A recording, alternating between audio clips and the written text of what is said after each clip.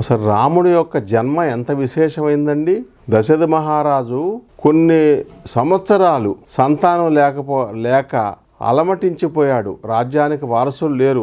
ఒక భార్యను కౌశల్యని కాదని సుమిత్ర కాదని కైకేయిని ముగ్గురు పత్నుల్ని చేసుకున్నప్పుడు కూడా వారితో సంసారిక గృహస్థ జీవితం నడిపినప్పుడు కూడా వారి ద్వారా సంతానాన్ని కనలేక అప్పటి సైన్సిస్టులు, ఇప్పుడు మనం ఎట్లయితే డాక్టర్ని సైన్సిస్టులను సంప్రదిస్తామో అప్పుడు ఆ ఋషులైనటువంటి వాళ్ళని సంప్రదించినప్పుడు అనేక రకాల ఔషధులతో చేసినటువంటి హోమగుండంలో నుంచి తయారు చేసినటువంటి ఔషధులతో తయారు చేయబడినటువంటి ఒక పాయసాన్నాన్ని వారు సృష్టిస్తారు. అది కూడా వీళ్ళు కుండలో పెట్టి కొన్ని రకాలు ఉడకబెట్టి కాకుండా అగ్నిదేవుడే స్వయంగా ఆనాటి కాలంలో దేవతలు ప్రత్యక్షంగా వచ్చేవారు. హిందువులకే చెబుతున్నాం మేము ఈ మాట. విమర్శకులకి, నాస్తికులకి, వేరే మత ధర్మాన్ని అనుసరించే వాళ్ళని నిరూపించి ఇప్పుడు చూపెట్టమనే వాళ్ళకి చెప్పటం లేదు.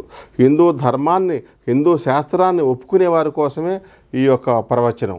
ఆ హోమగుండంలో నుంచి అగ్నిదేవుడు ఆ యొక్క పాయసాన్నాన్ని హవిశేష భస్మరూపంగా ధరించినటువంటి ప్రసాదం ఎట్లా మనం భస్మం ధరిస్తామో హవిశేషంగా హవిస్సులు ఇచ్చినందువల్ల అగ్నిదేవుడు సంతోషపడి ఆ యొక్క పాయసాన్నాన్ని ఇచ్చినట్టు, దాంట్లో రాముడికి 3 భార్యలకి 3 సగాలుగా పంచినట్టు, సుమిత్రకేమో 2 భాగాలు ఇచ్చినట్టు రెండో భార్యకి, కైకేయికి ఒక భాగము, కౌశల్యకి ఒక భాగం ఇచ్చినట్టుగా, అంచేత లక్ష్మణుడు శత్రుఘ్నుడినేమో సుమిత్రకు పుట్టినట్టుగా, కైకేయికేమో భరతుడు పుట్టినట్టుగా, కౌశల్యకేమో రాముడు పుట్టినట్టుగా, అంటే వారి యొక్క జన్మ కూడా మానవ సంబంధం ద్వారా కలిగినటువంటి స్త్రీ పురుష సమాగమం ద్వారా జరిగింది కాకుండా ఒక దేవతల యొక్క అంశతో ఇచ్చినట్టుగా, విష్ణు అంశతో సూర్యాంశతో ఆయన గర్భంలో ప్రవేశించి విడుదలయ్యారు. ఒక విధంగా చెప్పాలంటే అయోని సంభవులుగా చెబుతారు ఇలాంటి వాళ్ళందరూ అనమాట. దివ్యులు అనమాట. దివ్యుల యొక్క జన్మలు అలా ఉంటాయన్నమాట.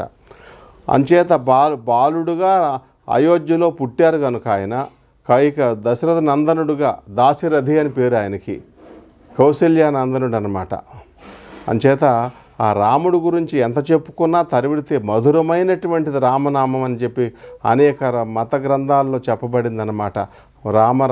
శ్రీరామ రామ రామేతి రమే రామే మనోరమే సహస్రనామ తత్తుల్యం రామనామ వరాననే అనే మంత్రాన్ని కనుక ఈ మాటని ప్రతిరోజు అనుకుంటే మనలో జరిగేటువంటి ఆ వైబ్రేషన్స్ మన చక్రాల్లో, మన డిఎన్ఏలో అనేక రకాలటువంటి ప్రయోజనాలు కలిగి అద్భుతంగా మనం ప్రయోజనాన్ని పొందుతాము.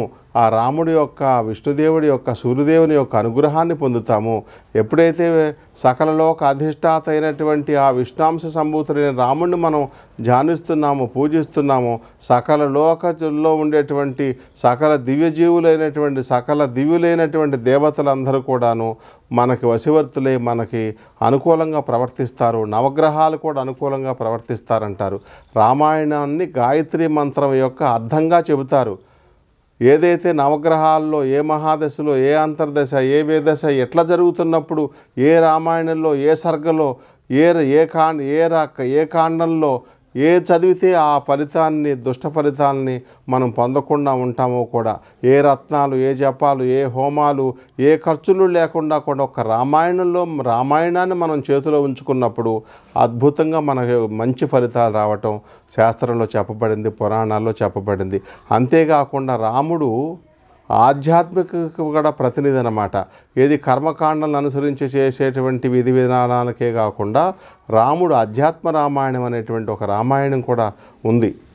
యోగ వాసిష్టం కూడా రాముడికి వశిష్ఠుడికి జరిగినటువంటి సంభాషణ అన్నమాట.